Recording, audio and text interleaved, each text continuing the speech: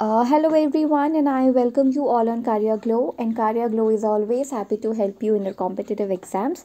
आप लोग बहुत अच्छे से जानते हो कि हम लोग असिस्टेंट नर्सरी टीचर के लिए प्रिपेयर कर रहे थे एंड बहुत सारी क्लासेस हम लाने वाले हैं।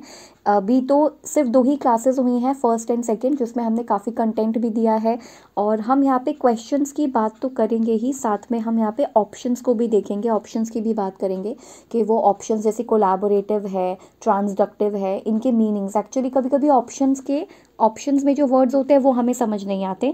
तो आप लोग सबसे पहली चीज़ तो फर्स्ट 2 लेसन ज़रूर देखिए, वो आपको एग्ज़ाम में हेल्प करेगा एंड आप बाकी अपने मॉक टेस्ट वगैरह जो है वो सॉल्व कर सकते हैं, वो बहुत ज़्यादा ज़रूरी है। दूसरा चीज़, अगर आप चैनल पर नए हैं तो इसे सब्सक्राइब कर लीजिए एंड अगर वीडियो पसंद आता है तो उसे लाइक शेयर कीजिए अपने दोस्तों के साथ जो भी आपके साथ प्रिपेयर कर रहे हैं फॉर द सेम एग्ज़ाम।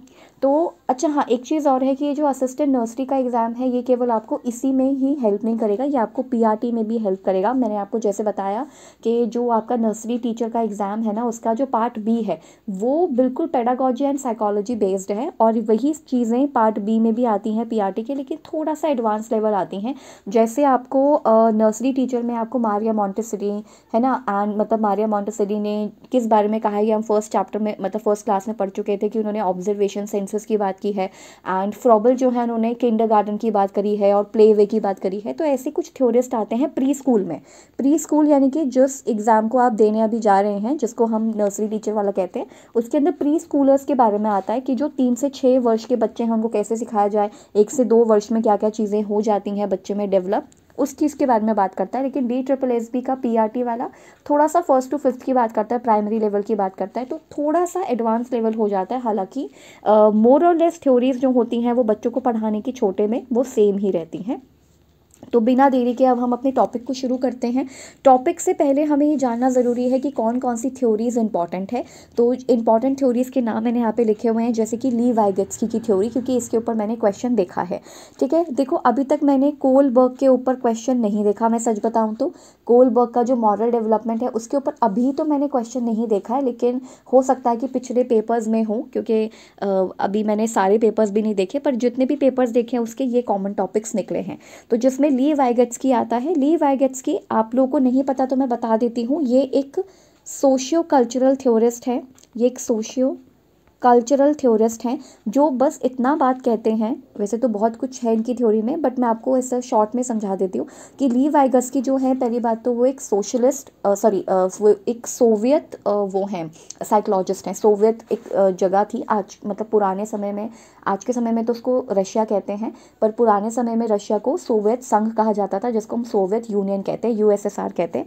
तो ली वाइगेट्स्की एक सोवियत साइकोलॉजिस्ट है, एंड जो ये सोवियत साइकोलॉजिस्ट है इन्होंने सोशियो कल्चरल थ्योरी दी है, जिसमें वो कहते हैं कि समाज जो है ना, बच्चा सीखता कैसे है, वो समाज से सीखता है और अपने कल्चर से सीखता है, यानी कि अपनी संस्कृति से भी सीखता है और अपने समाज से भी सीखता है। तो ये ली वाइगेट्स्की की थ्योरी है, जिसमें वो 2 चीज़ों की बात करते हैं, एक तो समाज की बात करते हैं, सोशल आपका जो सोसाइटी है वो बहुत ज़्यादा इंपॉर्टेंट है, दूसरा वो कल्चर की बात करते हैं, एंड तीसरा वो लैंग्वेज की बात करते हैं जो बहुत ज़रूरी है। वो लैंग्वेज की बात करते हैं कि लैंग्वेज से ही बच्चा आगे बढ़ सकता है। देखो एक चीज़ मैं आपको और यहाँ पे क्लियर करूँगी, और वो ये है कि उनके एक तो सिंपल सी बात है, वो एक ऐसे थ्योरिस्ट हैं जो हमको सिंपल सी बात कहते हैं कि बच्चा जो है वो सोसाइटी में बैठ के सीखता है, सोसाइटी में सीखता है सोशल कल्चरल थ्योरी, इसलिए इनकी थ्योरी को सोशल कल्चर थ्योरी कहा जाता है कि अपने कल्चर में अपना उठना बैठना, अपने संस्कृति के गुण जितने भी होते हैं, विशेषता जितनी भी होती है, बच्चा उससे सीखता है।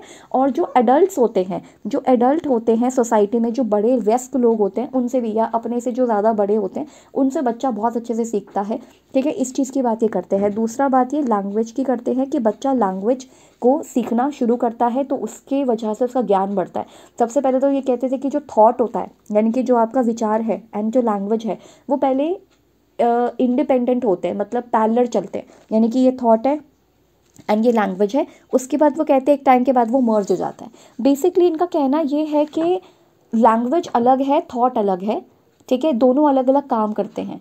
जबकि जो प्याजे हैं उनका कहने का मतलब, जो प्याजे हैं वो क्या कहते हैं कि थॉट पहले आया, यानी कि आप सोचते पहले हो, एंड आपको लैंग्वेज जो है वो बाद में आई है, मतलब लैंग्वेज बाद में आई है, थॉट पहले आया है। जबकि ये कुछ ऐसा कहते हैं कि नहीं, दोनों जो हैं साथ साथ चलते हैं और उसके बाद जाके मिल जाते हैं। तो इनका बस कुछ इस तरीके का स्टेटमेंट आ सकता है, बहुत आसान होगा। तो ली वाइगेत्सी का थ्योरी SC यानी कि जो आपका सोशल कल्चर है उसके ऊपर बेस्ड है। मतलब सोशियो कल्चरल थ्योरी की बात करते हैं कि बच्चा जो इंसान है वो समाज में बहुत सारे लोगों के साथ उठता बैठता है, सीखता है, कल्चर में भी वो बहुत सारी चीज़ों को समझता है। साथ में वो लैंग्वेज की भी बात करते हैं। और अब हम पढ़ेंगे कि बच्चा सीखता कैसे है, तो वो किस तरीके से सीखता है, तो उसकी कितनी लैंग्वेजेस होती हैं, मेनली ये इंपॉर्टेंट है। तो बच्चा जिन लैंग्वेजेस में सीखता है ना, वो कौन कौन से इंपॉर्टेंट है, जैसे कि एक होती है कितनी स्पीच होती है, एक होती है सोशल स्पीच। ठीक है, इसको मैं ना इसमें समझाती हूँ।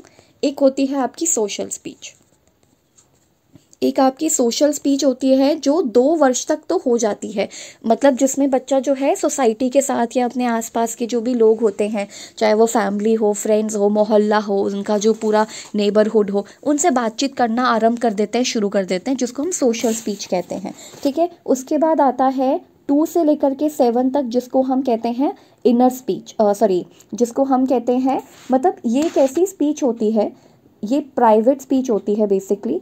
ये प्राइवेट स्पीच वो स्पीच होती है जो बच्चा अपने आप से बात करता है, लेकिन वो बाहर भी, मतलब लेकिन वो ऑडिबल होती है, ये ऑडिबल होती है। ठीक है, ऑडिबल होती है यानी कि आप सुन सकते हो। जैसे कि एक काम करता हूँ मैं ना, किचन में जाके पानी लेकर आता हूँ, या मैं एक काम करती हूँ, मैं अपनी बुक्स खोल लेती हूँ, या फिर मैं एक काम करती हूँ कि मैं उस टॉय के साथ खेलती हूँ। तो मतलब बच्चा ना बातें करता है, और ये जो बातें कर रहा है ये ऑडिबल होती हैं, आप सुन सकते हो। ठीक है, बच्चे को भी सुनाई देता है, ऑब्वियसली बात है, बच्चे को भी सुनाई देता है एंड सामने वाले को भी, वो भी सुन सकता है, बट काफ़ी धीमी आवाज़ में करते हैं, बट वो ऑडिबल होती है। इसको हम कहते हैं प्राइवेट स्पीच, इसको हम कहते हैं प्राइवेट स्पीच, ये होती है प्राइवेट स्पीच। इसमें कहा जाता है कि बच्चा अपने आप को डायरेक्ट करने के लिए भी ये बातें करता है। डायरेक्ट का मतलब है कि अपने आप को निर्देश देने के लिए, कि मुझे ऐसा करना चाहिए, चलो अब मैं दूध पी लेता हूँ, मम्मी बहुत देर से कह रही हैं कि दूध पी लो, दूध पी लो। या फिर एक काम करता हूँ मैं, अब खेल बंद कर देता हूँ, मम्मा बहुत देर से कह रही हैं कि तुम बहुत देर से खेल रहे हो, अब तुम थोड़ी सी पढ़ाई कर लो। तो बच्चा क्या करता है, ऐसी बातें करता है, एंड ये ऑडिबल होती है साउंड में। एंड दूसरा चीज़, इनको हम प्राइवेट स्पीच कहते हैं, ये बच्चे को डायरेक्ट करने के काम आती है कि मैं ऐसा करता हूँ या मैं ऐसा करती हूँ। उसके बाद जो स्पीच ये तो 2 to 7 ईयर्स के लिए होती है। सोशल स्पीच हो गया आपका 0 to 2 ईयर्स, एंड उसके बाद जो प्राइवेट स्पीच है वो 0 to 7 ईयर हो गया। एंड 7 ईयर्स के बाद जो स्पीच आती है उसको हम इनर स्पीच कहते हैं। इनर स्पीच अपनी ऑडिबिलिटी में ख़त्म हो जाती है, यानी कि अब बच्चा अपने आप को डायरेक्ट तो कर रहा है, लेकिन वो मन में डायरेक्ट करेगा, आपको कुछ भी सुनाई नहीं देगा, उसकी आवाज़ ऑडिबल नहीं होगी। बस ये 1-2 चीज़ें थी जो ली वाइगेत्स्की की थ्योरी में इंपॉर्टेंट है। पहला चीज़ तो इन बच्चा जो है वो सोसाइटी में, यानी कि अपने लोगों के साथ, अपने सोसाइटी के अंदर सीखता है, और समाज के साथ उठता बैठता है, उनके साथ प्रतिक्रिया करता है, रिस्पॉन्स एंड स्टिमुलस उसको बहुत सारे दिखाई देते हैं, उनसे सीखता है। कल्चर का भी उसके ऊपर बहुत असर पड़ता है। डिफरेंट कल्चर के बच्चे में थोड़ा सा डिफरेंट आपको देखने को मिलेगा, मतलब कल्चर की प्रभाव की वजह से थोड़ा सा बच्चे एक दूसरे से डिफरेंट भी होते हैं, एक ये भी चीज़ है। दूसरा, हमने पढ़ा स्पीच के बारे में, जैसे सोशल स्पीच वो स्पीच होती है जो बच्चा दूसरों से बात करने के लिए यूज़ करता है, जिसमें वो सोसाइटी के साथ इंटरेक्ट करेगा। ठीक है, अच्छा, इसका मतलब ये नहीं है कि सोशल स्पीच जो है वो ख़त्म हो जाएगी, कि इसका टाइम पीरियड बस इतना ही था। हम भी तो आज अपने लोगों से बात करते हैं, अपने भाई बहनों से बात करते हैं, मम्मी पापा से बात करते हैं, तो वो भी सोशल स्पीच है। ऐसा नहीं है कि ये मतलब ये ख़त्म हो जाएगा, बट इसका मतलब ये है कि जब वो बच्चा 2 साल का होता है तब ये शुरू होती है, मतलब ये जो स्पीच होती है वो शुरू होती है 0 to 2 ईयर्स में, बीच में, मतलब वो बैबल करेगा, थोड़ा थोड़ा चीज़ें बोलना शुरू करेगा, फिर धीरे धीरे वो सेंटेंस फॉर्मेशन कर लेगा जब वो 3 से 4 साल का हो जाएगा प्रॉपरली। तो यहाँ से सोशल स्पीच शुरू होती है। उसके बाद 2 से 7 एक प्राइवेट स्पीच का एक तरीके से टाइम पीरियड होता है, जिसमें बच्चा बातें करता है, लेकिन खुद से बातें करता है, और उसकी साउंड जो होती है, उसकी वॉइस जो होती है वो ऑडिबल होती है। एंड एक होता है इनर स्पीच, जो बच्चा 7 ईयर्स के बाद करता है, मतलब वो अभी भी अपने आप को डायरेक्ट कर रहा है, लेकिन वो सब कुछ मन में हो रहा है, मन में वो सारी चीज़ें कह रहा है। ठीक है, अब ये तो हमारा हो गया कंप्लीट। अब एक चीज़ और है इसके अंदर, और वो है MKO। एक है आपका MKO, जिसको हम कहते हैं more knowledgeable other. More knowledgeable other इसके अंदर क्या होता है कि MKO जो है, जिसे हम कहते हैं मोर नॉलेजेबल अदर, ये वो इंसान है जो हमसे थोड़ा सा ज़्यादा इंटेलिजेंट है और हमसे ज़्यादा जानता है। ठीक है, तो ये जो इंसान है ये हमारे लिए बेनिफिट का काम कर सकता है, क्योंकि बच्चा जो है इनसे सीख सकता है। या फिर मोर नॉलेजेबल अदर का मतलब ये भी होता है, जैसे आपको कोई टॉपिक आता है, मुझे वो टॉपिक नहीं आता, तो आप मुझे समझा दो, तो आप मेरे लिए मोर नॉलेजेबल अदर हो जाएंगे। यानी कि एक ऐसा इंसान जो मुझसे ज़्यादा नॉलेज रखता है और उसने मुझे इस चीज़ के बारे में बता दिया अगर मैं आपसे पूछूं तो ये मोर नॉलेजेबल अदर के बारे में है। और दूसरा होता है आपका, जिसको हम कहते हैं क्या, जोन ऑफ प्रॉक्सिमल डेवलपमेंट, और एक है स्कैफोल्डिंग। ठीक है, एक है स्कैफोल्डिंग जिसको हम मचान भी कहते हैं, ठीक है, या पाड़ देना भी कहते हैं। तो देखो, मचान का मतलब या स्कैफोल्डिंग का मतलब ये होता है, एक्चुअली स्कैफोल्डिंग क्या होता है ना, जब कंस्ट्रक्शन हो रही होती है बिल्डिंग की, तो उसमें कुछ लकड़ी के वुडन कुछ प्लैंक्स काइंड ऑफ कह लो वो यूज़ होते हैं। मतलब लकड़ी का कुछ जो है वो यूज़ होता है, सीढ़ी काइंड ऑफ या कुछ इस तरीके का, और जिस पे चढ़ के आप उस जो वो है कंस्ट्रक्शन है बिल्डिंग का वो करते हो। जैसे ही बिल्डिंग का कंस्ट्रक्शन कंप्लीट हो जाता है तो आप इस स्कैफोल्डिंग को हटा देते हो, जो कि वुडन से बनी होती है। ये आपको एक्स्ट्रा सपोर्ट प्रोवाइड करती है, जिस पे चढ़ के आप कंस्ट्रक्शन वाला काम करोगे या पेंट करोगे या कुछ करोगे। लेकिन जैसे ही बिल्डिंग का कंस्ट्रक्शन पूरा हो जाता है, इसको हटा दिया जाता है। इसे हम इसका एक्चुअल मीनिंग स्कैफोल्डिंग है, लेकिन इसको साइकोलॉजी में कैसे यूज़ किया है, साइकोलॉजी में इसको ऐसे यूज़ किया है कि बच्चे को कभी कभी आप क्यूज़ दे दो, क्यूज़ मतलब कुछ हिंट्स दे दो, हिंट दे दो, क्यूज़ दे दो, वो उससे चीज़ें सीख लेगा। ठीक है, एक और बार मैं बता देती हूँ उसको। मैंने अभी तक आपको क्या बताया, एक तो मैंने आपको बताया MKO के बारे में। ठीक है, देखो MKO ये वाइगॉस्की की थ्योरी में बहुत इंपॉर्टेंट रोल प्ले करती है ये चीज़। MKO that is more knowledgeable other. More knowledgeable other का सिंपल मतलब ये होता है, वो व्यक्ति जो आपसे ज़्यादा ज्ञान रखता हो या आपसे ज़्यादा नॉलेज रखता हो और वो आपको सहायता करेगा, ये होता है मोर नॉलेजेबल अदर। अगर आप उससे कुछ भी चीज़ पूछोगे, टॉपिक पूछोगे, तो वो आपको ज़रूर सहायता करेगा, that is more knowledgeable other. फिर मैंने आपको बताया कि एक होता है स्कैफोल्डिंग के बारे में भी मैंने आपको क्या बताया कि स्कैफोल्डिंग एक तरीके से वुडन प्लैंक एक चीज़ होती है जो कि कंस्ट्रक्शन में काम आती है। जैसे ही बिल्डिंग का कंस्ट्रक्शन कंप्लीट हो जाता है, वो वुडन प्लैंक्स हटा दी जाती हैं। यानी कि जैसे ये बिल्डिंग बन रही है तो यहाँ पे कुछ वुडन प्लैंक्स लगा दिए जाएंगे, जिस पे चढ़ के जो मजदूर है, जो लेबर है, वो काम करता है। और जैसे ही बिल्डिंग का कंस्ट्रक्शन कंप्लीट हो जाता है, ये हटा दी जाती हैं। सिमिलरली इसको साइकोलॉजी में कैसे यूज़ किया है, अब वो देखते हैं। तो साइकोलॉजी में स्कैफोल्डिंग को यूज़ कैसे किया जाता है कि बच्चा जो है उसको आप कुछ क्यूज़ देते हो किसी चीज़ के बारे में, उसको कुछ हिंट्स देते हो, क्यूज़ देते हो। ठीक है, मतलब आप उसको थोड़ा सा एक्स्ट्रा मतलब कुछ ऐसा सपोर्ट देते हो। जैसे बच्चे को कुछ नहीं आ रहा है तो आपने उसका पहला शब्द कह दिया, जैसे इस तरीके से, या फिर आपने उसको थोड़ा सा हिंट दे दिया। तो ये जो क्यूज़ एंड हिंट है, दैट इज स्कैफोल्डिंग। तो ये जो क्यूज़ और हिंट होती है, इसी को हम स्कैफोल्डिंग कहते हैं। एंड ये जो स्कैफोल्डिंग है, ये बच्चे को मदद करता है। दूसरा आता है जोन ऑफ प्रॉक्सिमल डेवलपमेंट, जिसको हम ZPD कहते हैं। इसका मतलब है कि बच्चे को थोड़ा सा सपोर्ट करोगे ना अगर आप, तो वो चीज़ सीख लेगा। ठीक है, let's say for example cycle है, साइकिल चलाना है, बच्चे को साइकिल चलाना नहीं आता, बच्चे को बस अपने आप को बैलेंस करना आता है, लेकिन साइकिल चलाना नहीं आता। मतलब अपने आप को, मतलब जब वो खड़ा है तो उसको बैलेंस करना आता है, लेकिन साइकिल पे वो अपने आप को बैलेंस नहीं कर पाता। तो क्या है, बच्चा साइकिल जो है सीख सकता है, वो वैसे फिजिकली एक्टिव है, सब कुछ सही है, वो सीख सकता है, लेकिन अभी उसको पता नहीं है। तो उसको ज़रूरत पड़ेगी किसकी, उसको पहली बात तो एक मोर नॉलेजेबल अदर की ज़रूरत है जिसे एक्चुअली साइकिल चलाना आता हो। और फिर वो बच्चा एक ऐसे जोन में होता है जिसको हम ZPD कहते हैं, जैसे जोन ऑफ प्रॉक्सिमल डेवलपमेंट। ठीक है, जोन ऑफ प्रॉक्सिमल डेवलपमेंट यानी कि एक ऐसा जोन जिसमें अगर आप बच्चे की सहायता करेंगे तो उसका डेवलपमेंट पक्का होगा। डेवलपमेंट इन द सेंस वो साइकिल चलाना या कोई भी काम करना सीख जाएगा। और इसी को हम स्कैफोल्डिंग भी, मतलब इसी को तो नहीं, पर हाँ स्कैफोल्डिंग का मतलब है कि थोड़े समय के लिए कुछ हिंट वगैरह दे देना, सो दैट वो अपना काम कर ले, और जैसे ही कंप्लीट हो जाए, जैसे वुडन प्लैंक्स हटा दी जाती है आफ्टर कंस्ट्रक्शन, तो वैसे ही वो जो सहायता है वो भी हटा ली जाएगी, क्योंकि बच्चा ने कर दिया। अब इसके लिए क्वेश्चन पूछा जाता है, जैसे कि टीचर है तो बच्चा क्वेश्चन कर रहा है, लेकिन उसको पता है कैसे करना है, लेकिन उसको शुरुआत नहीं समझ आ रही, तो उसको पहला स्टेप करके दे दिया, और उसके बाद बच्चे ने आधा मतलब बाकी स्टेप जो है कंप्लीट कर लिया। ये क्यूज़ हैं या फिर ये हिंट होती हैं सिंपली। ठीक है, ये तो था वाइगॉस्की का थ्योरी। इसके अलावा वाइगॉस्की की थ्योरी में मैंने और कुछ नहीं देखा, कुछ नहीं आएगा, बस इतना ही आ रहा है। ठीक है, जीन पियाजे का थ्योरी ट्रस्ट में बहुत ज़्यादा बड़ा है, आपको काफ़ी चीज़ें समझनी पड़ेंगी। मैं आपको यहाँ पर ना केवल वो बता देती हूँ कि कौन कौन से वर्ड्स यहाँ पे इंपॉर्टेंट है पियाजे से रिलेटेड। ठीक है, सबसे पहला जब आप पियाजे का थ्योरी शुरू करेंगे ना, तो आपके लिए ज़रूरी क्या याद रखना है, एक तो अडाप्टेशन याद रखना है ज़रूरी। अडाप्टेशन क्या होता है, एक्चुअली अडाप्टेशन के अंदर दो चीज़ें आती हैं, ठीक है। अडाप्टेशन का मतलब है कि अडाप्टेशन का वैसे मतलब क्या होता है कि जैसे आप हो, आपका आसपास का इन्वायरमेंट जैसा है तो आपने अपने आप को उस इन्वायरमेंट के हिसाब से ढाल लिया, उसे ही हम क्या कहते हैं, अडाप्टेशन कहते हैं। अडाप्टेशन के पियाजे के थ्योरी के अकॉर्डिंग दो चीज़ें होती हैं, जिसमें सबसे पहले आता है अकोमोडेशन। अकोमोडेशन अकोमोडेशन का मतलब होता है मॉडिफाई करना। मॉडिफाई का मतलब है कुछ चीज़ों में बदलाव करना, कुछ चीज़ों में बदलाव करना। ट्रस्ट मी, बहुत सारे क्वेश्चन अकोमोडेशन एंड एसिमिलेशन पर आते हैं, बहुत सारे। मतलब ये तो आपको एसिमिलेशन पे एक क्वेश्चन तो मिल जाएगा, चाहे वो सीटेट हो, चाहे वो DSSB का PRT हो, चाहे ये असिस्टेंट टीचर वाला एग्जाम हो, असिस्टेंट नर्सरी टीचर वाला एग्जाम हो।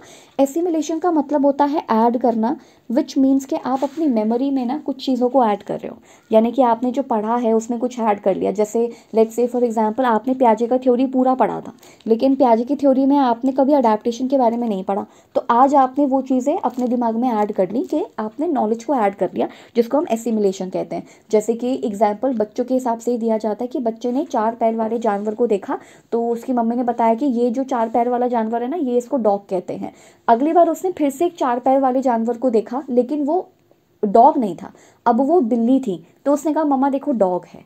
और इसने ऐसे ही 4 पैर वाले जानवर को देखा जो काफ़ी बड़ा था, वो तो काऊ थी, मतलब वो गाय निकली, लेकिन उसको भी वो डॉग कह रहा है। दैट मीन्स बच्चे ने सोच लिया कि 4 पैरों वाला जानवर जो है वो डॉग है, तो उसका जो है माइंड एकदम ये हो गया कि 4 पैरों वाला जानवर जो है वो डॉग है, वो डॉग होता है।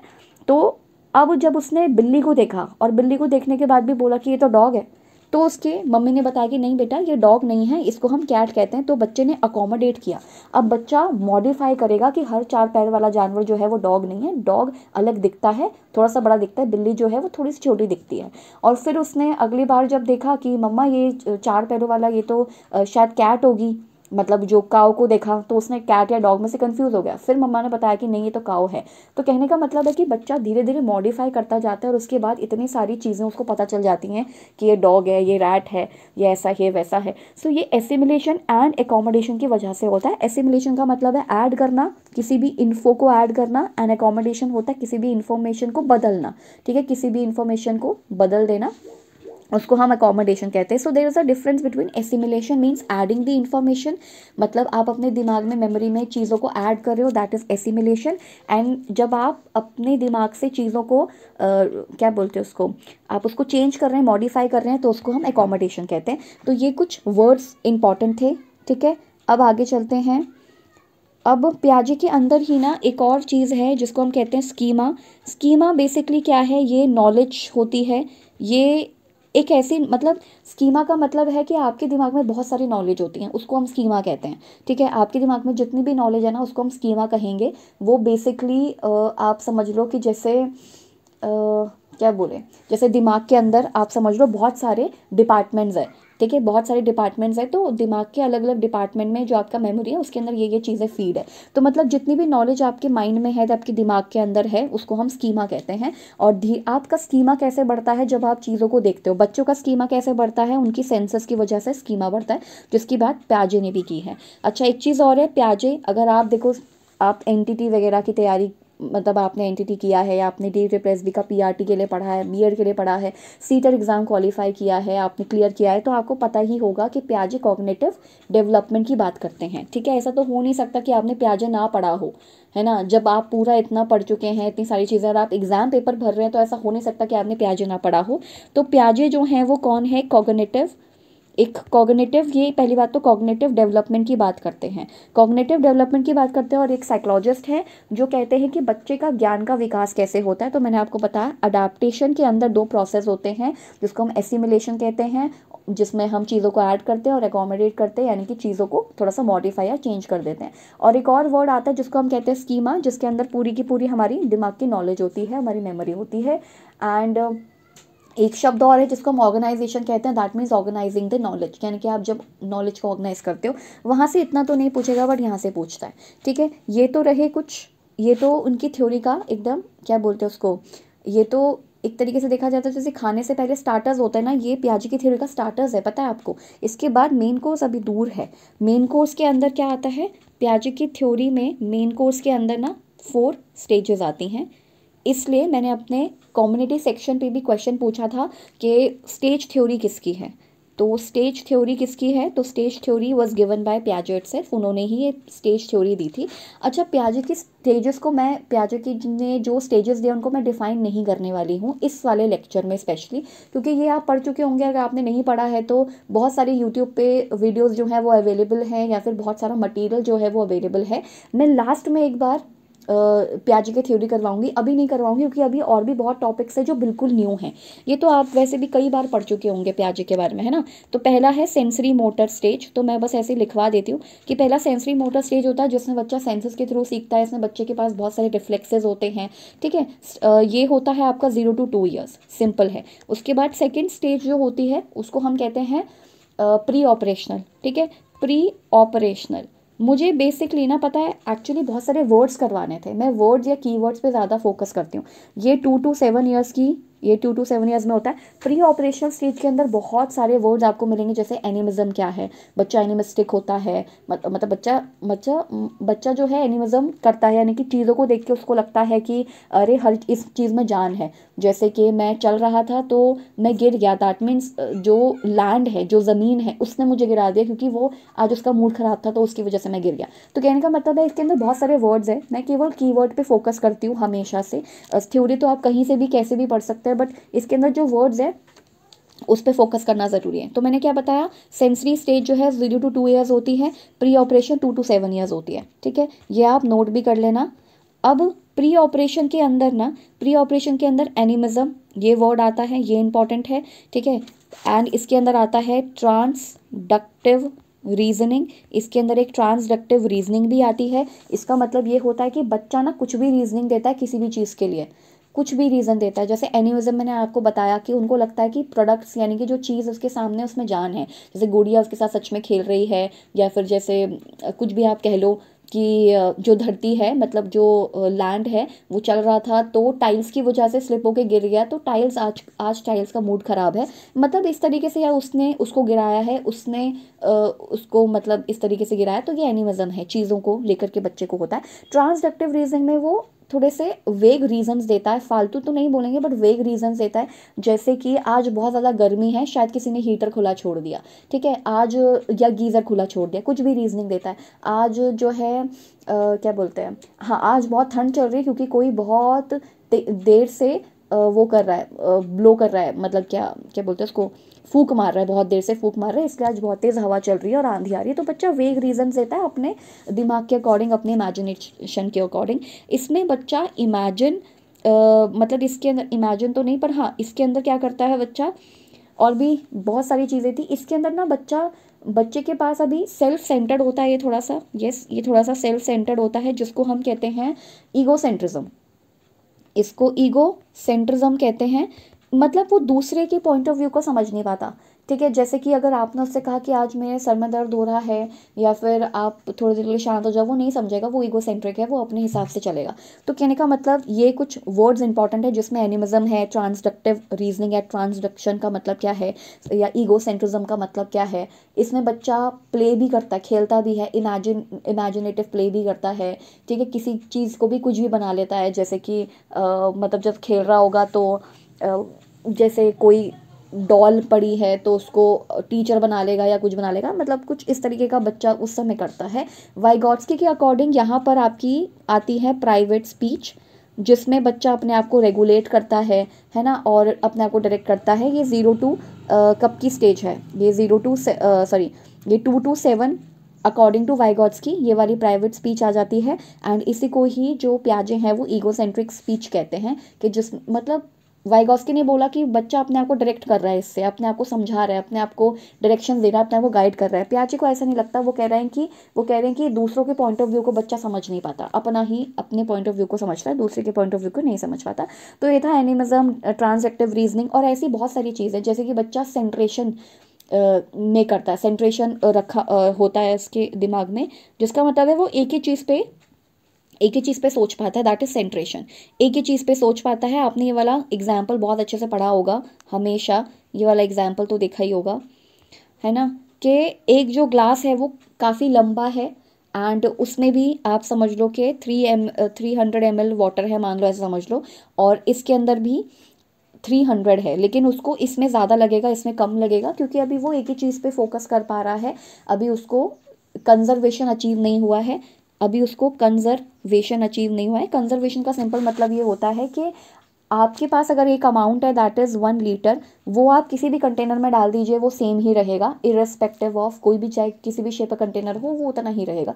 चाहे वो पतला लंबा हो, चाहे वो मतलब जो कंटेनर पतला हो, मतलब थोड़ा सा जैसे बीकर शेप का होता है, चाहे वो पतला एंड लंबा कंटेनर हो, चाहे वो एक चौड़ा कंटेनर हो, उससे कोई फ़र्क नहीं पड़ता। जो अमाउंट है, लीटर जो है, वो सेम रहेगा, तो ये कंजर्वेशन अचीव हो जाता है। तो ये कुछ कीवर्ड्स है जिसके ऊपर क्वेश्चंस आते हैं। हम क्या है ना, प्याजे का थ्योरी पढ़ लेते हैं कि अच्छा जो 2 to 7 है वो आपका प्री ऑपरेशनल पीरियड है, ठीक है, 7 से 11 तक आपका जो है वो कॉन्क्रीट ऑपरेशनल पीरियड है, एंड 11 से लेकर के 15 तक आपका हाइपोथेटिको डिडक्टिव वाला जो टाइम पीरियड है वो है। तो हम ये रट के चले जाते हैं, लेकिन उसके अंदर के जो कीवर्ड्स होते हैं उन पे हम ध्यान नहीं देते, जिसकी वजह से ऑप्शंस में फंस जाते हैं। जैसे कंजर्वेशन, सेंट्रेशन, डिसेंट्रेशन, कभी कभी किसी को समझ नहीं आता ये, ठीक है, आपको आता है तो ये तो बहुत ज़्यादा अच्छी बात है, आप पेपर में अच्छा करोगे, और आपको कीवर्ड्स की समझ होनी चाहिए। मैंने हमेशा कीवर्ड्स पे फोकस किया है। मैं हमेशा यही कहती हूँ, चाहे आप सीटेट की तैयारी कर रहे हो, चाहे किसी भी चीज़ की तैयारी कर रहे हो, कीवर्ड्स बहुत ज़्यादा इंपॉर्टेंट है। एंड वो स्टूडेंट्स जो मेरे थोड़े से वीक स्टूडेंट्स की कैटेगरी में आते हैं, चाहे वो 11th 12 के हों, उनको भी मैं कीवर्ड मेथड से पढ़ाती हूँ। कभी कभी उनको क्वेश्चन समझ नहीं आता तो मैं बस उनसे यही कहती हूँ कि भैया कीवर्ड्स देख लो एंड लिख दो जो उससे रिलेटेड है। इवन 12th क्लास के एक बच्चे को भी अभी मैंने यही गाइड किया। आप सोचो 12th क्लास में आने के बाद भी उसकी हालत थोड़ी सी ख़राब है, थोड़ी सी नहीं, एक्चुअली काफ़ी ज़्यादा ख़राब है, तो उसके लिए तो वो कीवर्ड मेथड काम कर रहा है बहुत अच्छे से, तभी वो अच्छा मार्क्स लेकर आ पा रही है, अदरवाइज़ वो नहीं ला पाती। मैं उसकी स्टोरी कभी बताऊँगी आपको। नाउ ये हो गया जीन प्याजे के बारे में। अभी भी ज़्यादा कुछ चीज़ें नहीं करवाई हैं मैंने इसमें, बट थोड़ी थोड़ी चीज़ें बता दी हैं कि आपको कीवर्ड्स पे फोकस करना है, एंड थ्योरी तो आप कहीं से भी पढ़ सकते हैं। फिर आता है एरिक एरिक्सन। इसके ऊपर पूरा का पूरा लेसन मैंने प्रिपेयर कर रखा है, प्लीज़ उसको जाके देखो, वो काफ़ी बड़ी है, मतलब वो जो वीडियो वो काफ़ी बड़ी है, आपको देखनी चाहिए। एरिक एरिक्सन देखो, ये तो कॉग्निटिव डेवलपमेंट की बात करते हैं, लीव वाइगर्स की सोशल कल्चर की बात करते हैं, ये सोशल, ये किसकी बात करते हैं, जो एरिक एरिक्सन है, उन्होंने एक इंसान के ज़िंदगी को 8 स्टेजेस में डिवाइड किया है। सोशल थ्योरी ही है ये उनकी, साइको सोशल थ्योरी कहते हैं इसको। तो यहाँ पे जो एरिक एरिक्सन है, उन्होंने 8 स्टेजेस में बांट दिया है पूरे इंसान के स्टेजेस को, ठीक है, जिसमें से आपके लिए, अगर आप एनटीटी के अंदर देख रहे हैं, मतलब अगर नर्सरी टीचर का है, तो मेरे अकॉर्डिंगली केवल आपको जन्म से लेकर के वो 6 साल तक या 5 साल तक पूछ लेगा। लेकिन अगर आप DSSB की तैयारी कर रहे हैं तो आप तो पूरा ही सारी थ्योरीज पढ़ के मतलब पूरा ही स्टेजेस पढ़ के जाइए, तो आप पूरी ही स्टेजेस पढ़ के जाइए।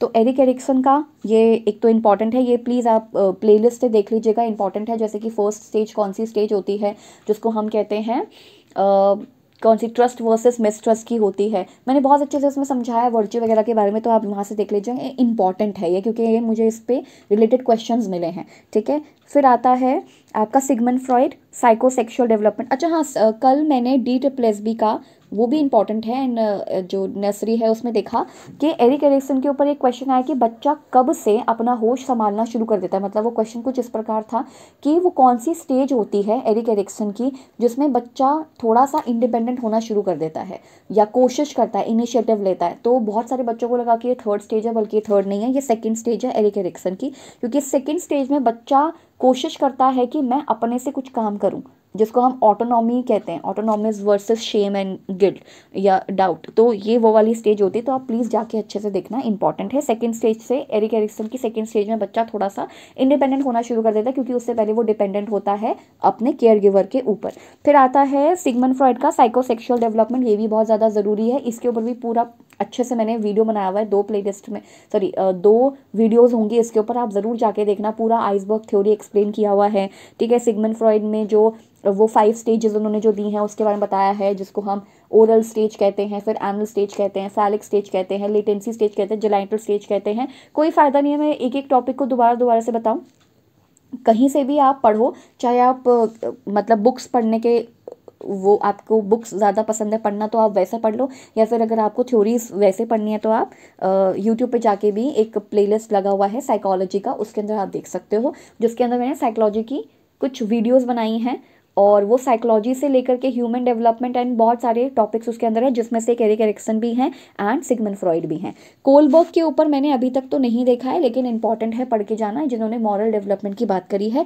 नॉम चॉम्स्की बहुत ज़्यादा इंपॉर्टेंट है, क्योंकि बच्चे का एक्चुअली क्या है ना कि हमको लगता है कि बच्चा सीख कैसे पा रहा है, हमें कभी भी ये समझ नहीं आता कि बच्चा जो है वो लैंग्वेज सीख कैसे लेता है। तो बच्चा पहली बात तो इमिटेट करके लैंग्वेज को सीखना शुरू करता है, ठीक है। सबसे पहले वो क्या करता है, बच्चा इमिटेशन करता है, ठीक है। सबसे पहले तो बच्चे की शुरुआती इमिटेशन से होती है, यानी कि वो नकल करना सीखता है, पहले वो नकल करता है, इवन वो हमारे हाव भाव हमारे इमोशंस की भी नकल कर लेता है, वो इतना ज़्यादा इमिटेशन करता है। दूसरा चीज़, नॉम चॉम्स्की के अनुसार वो कहते हैं कि बच्चों के पास ना एक होता है लैड, इसके ऊपर भी पीआरटी में आया है, खैर पीआरटी में क्वेश्चन आया है एमसीक्यू के उसमें कि इसका फुल फॉर्म बताइए, तो एनटीटी में भी आ मतलब आपके नर्सरी टीचर में भी आ सकता है। लैड क्या है, तो that is language acquisition device, यानी कि एक ऐसा डिवाइस है जो लैंग्वेज को एक्वायर करने का काम करता है, वो भी नेचुरली। बार बार पूछा जाता है कि जो लैंग्वेज एक्विजिशन डिवाइस है वो कौन सी लैंग्वेज सीखता है बच्चा उसमें, तो बच्चा अपनी मदर टंग सीखता है, that is MT, mother tongue सीखता है, या कोई भी ट्राइबल लैंग्वेज हो या अपनी नेटिव लैंग्वेज हो। अच्छा, इसके बजाय ना नेटिव वर्ड भी यूज़ होगा, तो कंफ्यूज नहीं होना है, मदर टंग इज़ बिल्कुल सेम एज नेटिव लैंग्वेज, जो आपकी खुद की लैंग्वेज है, ठीक है। सो बच्चा कैसे सीखता है, मैंने आपको बताया इमिटेशन के थ्रू सीखता है। नॉम चॉम्स्की ने लैड की बात की है, लैंग्वेज एक्विजिशन डिवाइस की बात की है, पीआरटी में ऑलरेडी क्वेश्चन आ चुका है, तो असिस्टेंट टीचर नर्सरी में भी आ सकता है।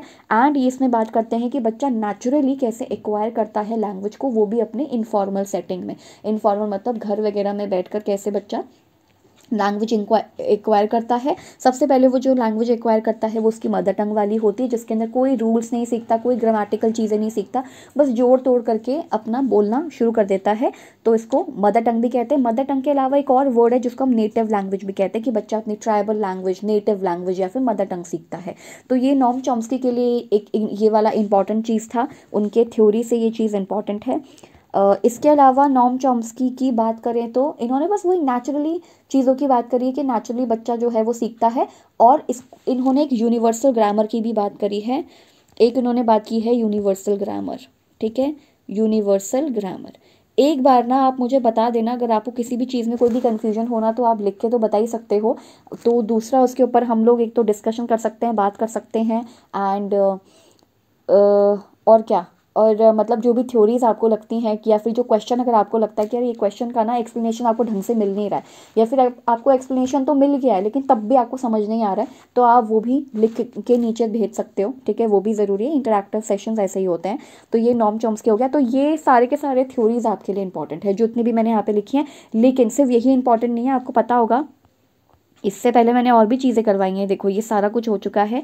इससे पहले मैंने आपको Maria Montessori, Froebel and John Dewey के बारे में बताया, ठीक है, कि जॉन डुई जो है प्रोग्रेसिव एजुकेशन की बात करते हैं, फ्रॉबल जो है प्लेवे मेथड की बात करते हैं। वैसे तो शुरुआत नाम तो कुक ने कोई कुक करके हैं, क्या था, हेनरी कुक है मेरे ख्याल से, शायद if I am not wrong, उन्होंने की थी वैसे उस मतलब क्या वर्ड की शुरुआत ऐसा कर लो, बट फ्रॉबल ने यूज़ किया था उसको प्रैक्टिस में, मतलब फ्रॉबल लेकर आए थे प्लेवे मेथड को। मारिया मॉन्टेसरी आपको पता है एक लेडी हैं, एंड इन्होंने किस चीज़ की बात करी है, ऑब्जर्वेशन की एंड सेंसस की बात की है, एंड फ्रॉबल ने किंडरगार्टन की भी बात की थी।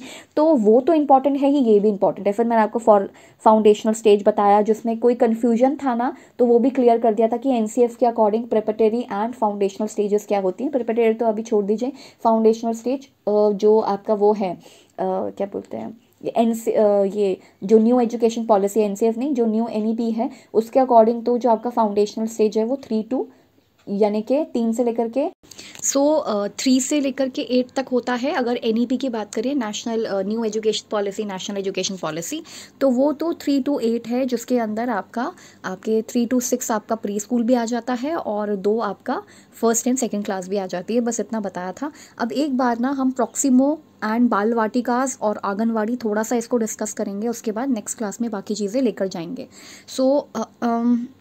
तो सबसे पहले आता है आंगनवाड़ी, यहाँ से पढ़ना शुरू करते हैं। Anganwadi centres offer 6 services. तो आंगनवाड़ी जो हैं आपको 6 सर्विसेज प्रोवाइड करती हैं, जैसे सप्लीमेंटल न्यूट्रिशन, बच्चों को न्यूट्रिशन प्रोवाइड करना, pre school non formal education, यानी कि स्कूल जाने से पहले जो नॉन फॉर्मल एजुकेशन होती, कैसे खाना है, उठना बैठना, ये सब सिखाया जाता है। बच्चों के इम्यूनाइजेशन पे देखा जाता है कि इम्यूनिटी कितनी है बच्चों की। हेल्थ चेकअप्स की बात की जाती है कि बच्चे का हेल्थ चेकअप होता रहे सो दैट वो माल नरिश्ड ना हो।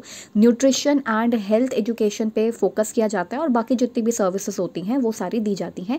Beneficiaries of anganwadi services scheme are identify using Aadhaar card, मतलब जो स्पेशली ये उनके लिए होता है जो लोग अफोर्ड नहीं कर सकते अपने बच्चे का न्यूट्रिशन और मैटरनल हेल्थ, उनके लिए ये बेसिकली आंगनवाड़ीज होती हैं।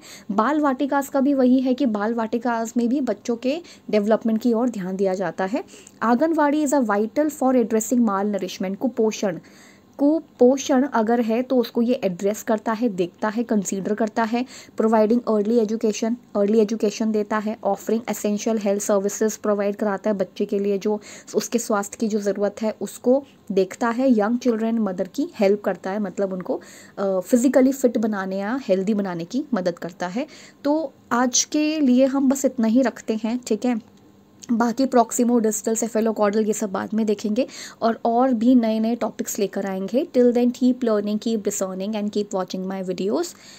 Bye bye and all the very best.